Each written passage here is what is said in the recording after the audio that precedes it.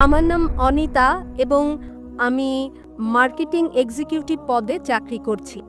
আমি জানতে চাই যে শেষ পর্যন্ত সকল মুসলিম নাকি জান্নাতে যাবে এবং যারা অমুসলিম তারা সবাই জাহান্নামে যাবে। তো আমি এ বিষয়ের ব্যাখ্যা জানতে চাচ্ছি। আমি জানতাম যে প্রত্যেকের চূড়ান্ত যে ফয়সালা হয় তা নিজের কর্মের ওপর হয়। তো আমি এই বিষয় সম্পর্কে সঠিক ব্যাখ্যা চাই যে সকল মুসলিম জান্নাতে যাবে এবং অমুসলিম যাবে জাহান্নামে। যদি সবাই তারা ভালো কাজ করে, যদি অমুসলিম ভালো কাজ করে, তাহলে কেন তারা জাহান্নামে যাবে? বোন সুন্দর প্রশ্ন করেছেন যে ওনার এক বান্ধবী বলেছেন যে যারা মুসলমান তারা আখিরাতে জান্নাতে যাবে, অমুসলিমরা যাবে দোজখে। মুসলিম মানে সে যে শান্তি অর্জন করে আল্লাহ সুবহানাহু ওয়া তাআলার নিয়ম অনুযায়ী চলে, কোরআন ও হাদিসের অনুসরণ করে, তাকে বলে সঠিক মুসলিম।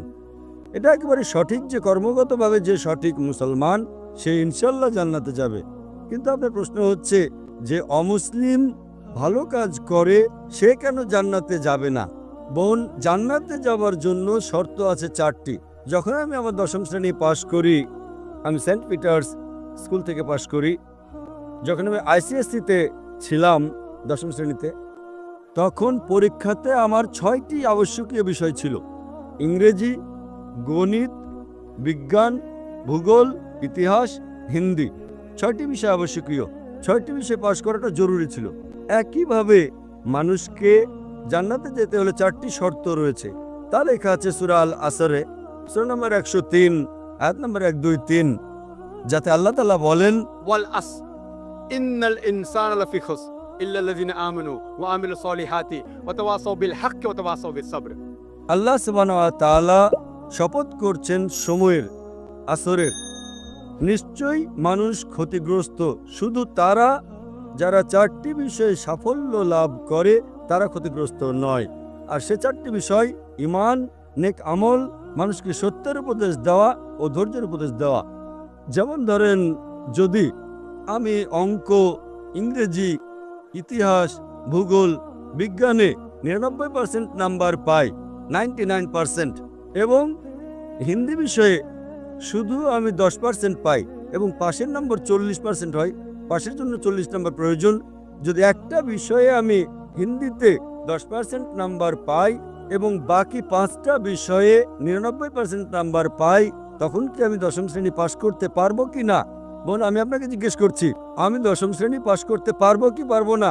এক বিষয়ে 10%, অন্য 5টা বিষয়ে 99%, আমি 10ম শ্রেণী পাশ করতে পারবো কি পারবো না? জি না। না। কেন? যেহেতু আমি হিন্দি বিষয়ে 10% নাম্বার পেয়েছি, হোক অন্যগুলোতে 99%, হিন্দিতে 10 নাম্বার ফেল। ওই রকম ভাবে জান্নাতে যেতে হলে সূরা আল আসর অনুযায়ী 4টি বিষয় জরুরি: ঈমান, নেক আমল, যেমনটা আপনি বলেছেন, ওয়া তাওয়াসাউ বিল হক, মানুষকে সত্যের পথে ডাকা, ওয়া তাওয়াসাউ বিস সবর, মানুষকে ধৈর্যের উপদেশ দেওয়া। 4টি বিষয় হচ্ছে জরুরি। এই 4টি বিষয়ের মধ্যে যদি একটিও বাদ চলে যায়, বিদ্যমান না থাকে, যদি আপনি একটি বিষয় ফেল করে থাকেন, আপনি জান্নাতে যেতে পারবেন না। যদি আপনি বলেন যে আপনি খুব ভালো মানুষ, আমলের দিকে আপনি খুব ভালো আমল করেন, ধরে নিলাম যে আপনি 99 নাম্বার পেয়েছেন আমলে, কিন্তু ঈমানে তো ফেল করেছেন। আপনি এটা মানেন না যে আল্লাহ এক এবং মুহাম্মদ সাল্লাল্লাহু আলাইহি ওয়াসাল্লাম শেষ পয়গম্বর, যা সকল ধর্মগ্রন্থের মধ্যে লেখা আছে। তো আপনি ঈমানে ফেল। আপনি যতই নেক কাজ করেন, 99% নাম্বার পান, 100 নাম্বার পান বাকি 3টা অংশে, কিন্তু ঈমানে ফেল হলে তো আপনি জান্নাতে যেতে পারবেন না।